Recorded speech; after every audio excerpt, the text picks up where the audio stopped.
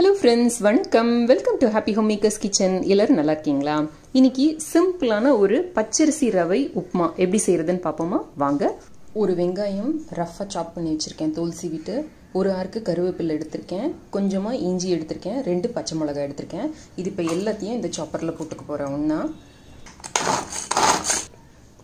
ஒரு கப் அளவுக்கு பச்சரிசி நொய் எடுத்திருக்கேன். பச்சரிசி நொய்யை ஒரு பாத்திரத்தில் எடுத்துக்கோங்க.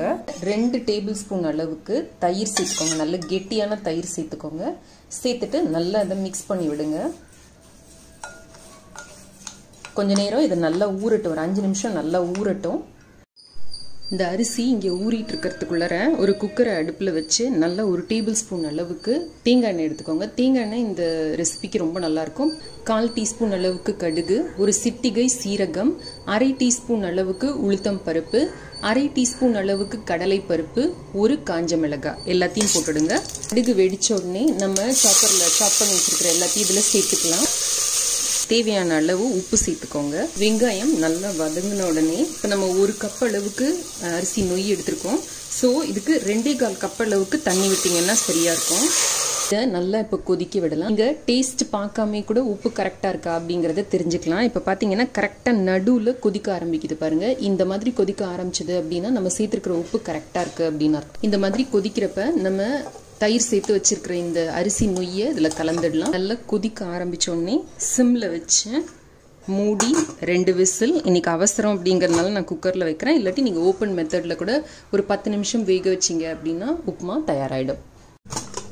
கொஞ்சமாக 1 டீஸ்பூன் அளவுக்கு பச்சை தேங்காய் எண்ணெய் விட்டீங்க அப்படின்னா வாசனை ரொம்ப நல்லாயிருக்கும்.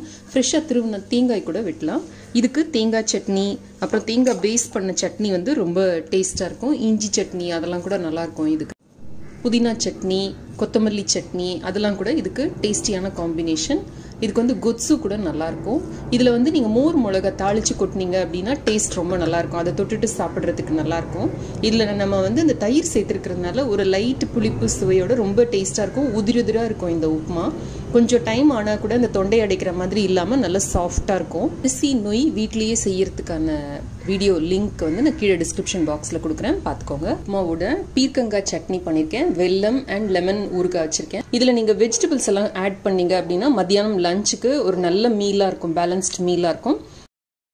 Quick, simple and healthy breakfast recipe உங்களுக்கு பிடிச்சிருக்கும்னு நினைக்கிறேன். இந்த ரெசிபி பிடிச்சிருந்ததுன்னா லைக் பண்ணுங்க, நம்ம சேனலுக்கு சப்ஸ்கிரைப் பண்ணி ஹாப்பி ஹோம் மேக்கர் குடும்பத்தில் ஒரு அங்கத்தினராக சேர்ந்துருங்க. இணைந்திருங்கள். ஹாப்பி ஹோம் மேக்கருடன் என்னாலும் நன்றி, வணக்கம். ஆரோக்கியமான சமையல், ஆனந்தமான வாழ்க்கை.